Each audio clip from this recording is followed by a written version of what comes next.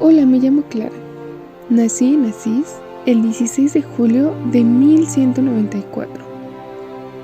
Mis padres fueron el conde Favarone de Freduccio degli Sciffi y Ortolano. Fui criada en el seno de una familia rica y noble de Asís.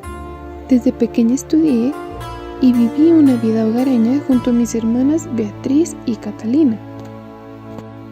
Cuando Francisco de Asís abandonó la casa de su padre, el rico comerciante Bernardone, yo era una niña de apenas 11 años. Pero ese evento fue determinante para mí. Creció en mí el deseo de imitar esa consagración de una vida como la que él estaba llevando. Seguí paso a paso esa vida de renunciamiento y amor al prójimo. Entre los seguidores de Francisco había dos, Rufino y Silvestre, que eran mis parientes cercanos, y estos me facilitaron el camino a sus deseos. Así que un día, acompañada de una de mis parientes, Buonagualfusi, fui a ver a Francisco. Francisco había oído hablar de mí por medio de Rufino y Silvestre, y desde que me vio tomó una decisión: quitar del mundo malvado tan precioso botín para enriquecer con él a su divino maestro. Desde entonces, Francisco fue mi guía espiritual. La noche después del Domingo de Ramos de 1212, cometí la mayor aventura cometida por amor. Huí de mi casa y me encaminé a la Porciúncula. Allí me aguardaban los frailes menores con antorchas encendidas. Habiendo entrado en la capilla, me arrodillé ante la imagen del Cristo de San Damián y ratifiqué mi renuncia al mundo, por amor hacia el santísimo y amadísimo niño envuelto en pañales y recostado sobre el pesebre. Cambié mis relumbrantes vestiduras por un sayal tosco semejante al de los frailes. Tranqué el cinturón adornado con joyas por un nudoso cordón, y cuando Francisco cortó mis rubios cabellos, entré a formar parte de la orden de los hermanos menores. Prometí obedecer a Francisco en todo. Luego me llevaron al convento de las benedictinas de San Pablo, y cuando mis familiares descubrieron mi huida y paradero, fueron a buscarme al convento. Tras mi negativa rotunda a regresar a su casa, me trasladé a la iglesia de San Ángel de Panzo, donde residían unas mujeres piadosas que llevaban vida de penitentes. 6 o 10 días después de mi huida, otra de mis hermanas, Inés, huyó también a la iglesia de San Ángel a compartir conmigo el mismo régimen de vida. Más tarde vino a unirnos mi otra hermana Beatriz, y ya en San Damián, unos años más tarde, Ortolana, mi madre. Yo e Inés pronto abandonamos el beaterio de San Ángel y nos instalamos en la iglesia de San Damián.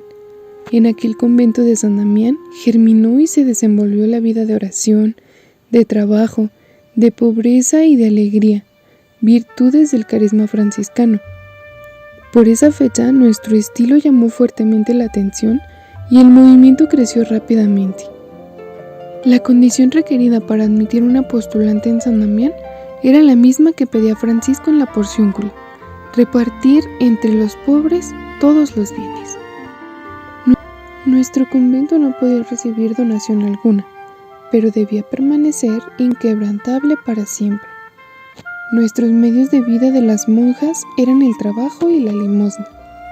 Mientras unas hermanas trabajaban dentro del claustro, otras iban a mendigar de puerta en puerta. Yo, cuando las hermanas volvían de mendigar, les abrazaba y les besaba los pies. Francisco escribió poco después la norma de vida para nosotras, y por medio de él obtuvimos del Papa Inocencio III la confirmación de esta regla en 1215. Pues ese año, por orden expresa de Francisco, acepté el título de abadesa de San Damián. Hasta entonces Francisco había sido jefe y director de las dos órdenes, pero después que el Papa nos aprobó la regla, las monjas debían tener una superiora que las gobernase, y esa fui yo. En 1226 Francisco muere. Para mí ese fue un momento muy triste. Se murió mi pilar, mi padre espiritual. Entonces tuve que sacar fuerzas para guiar a mis hijas, que ya estaban dispersas por varias partes del continente. Luego, en 1230, desde la cima de la fortaleza de Nocera, a corta distancia de Asís, los sarracenos cayeron sobre el valle de Spoleto y fueron a investir el convento de San Damián. La entrada de los musulmanes en el monasterio significaba para las monjas no solo la muerte, sino probablemente la violación. Todas asustadas se acogieron en torno a mí, mientras me encontraba postrada en cama debido a una gravísima enfermedad. Hice que me trasladaran a la puerta del convento, mandé que me trajeran el cáliz de plata en el que se reservaba el Santísimo Sacramento, y caí de rodillas delante de él, pidiendo el amparo del cielo para mí y mis hijas. En ese mismo instante, los sarracenos levantaron el sitio del monasterio y se fueron a otra parte. Más adelante, el Papa Gregorio IX intentó reducir la integridad del voto de pobreza de nosotras en el monasterio. El pontífice quería convencerme que aceptara algunos bienes para el convento, como lo hacían las demás órdenes religiosas. A tal punto llegó la disputa que el Papa llegó a decirme que si ella me creía ligada por el voto, él tenía el poder y la obligación de desatárselo. A lo que repliqué: Santísimo Padre, desatarme de mis pecados, mas no de la obligación de seguir a nuestro Señor Jesucristo. Solo 2 días antes de mi partir hacia el Padre Eterno, Inocencio IV y a perpetuidad, el derecho de ser y permanecer siempre pobre. El verano de 1253 vino a Asís el Papa Inocencio IV para verme. Yo me encontraba postrada en el lecho. Yo le pedí la bendición apostólica y la absolución de mis pecados, y el sumo pontífice me contestó: quiera el cielo, hija mía, que tenga yo tanta necesidad como tú de la indulgencia de Dios.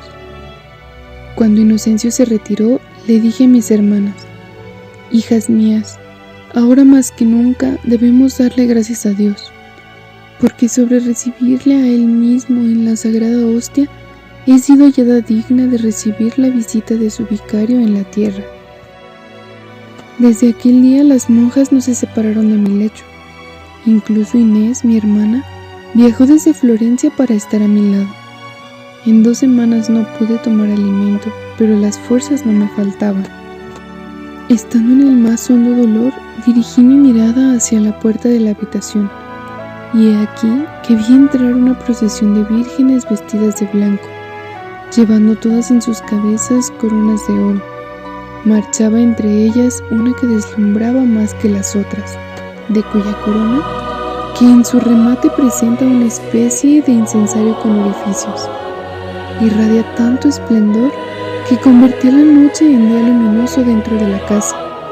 Era la bienaventurada Virgen María. Se adelantó la Virgen hasta el lecho donde yo yacía e inclinándose amorosamente sobre mí, me dio un abrazo. Murió el 11 de agosto rodeada de sus hermanas y de los frailes León, Ángel y Junípero. De ella se dijo: clara de nombre, clara en la vida y clarísima en la muerte.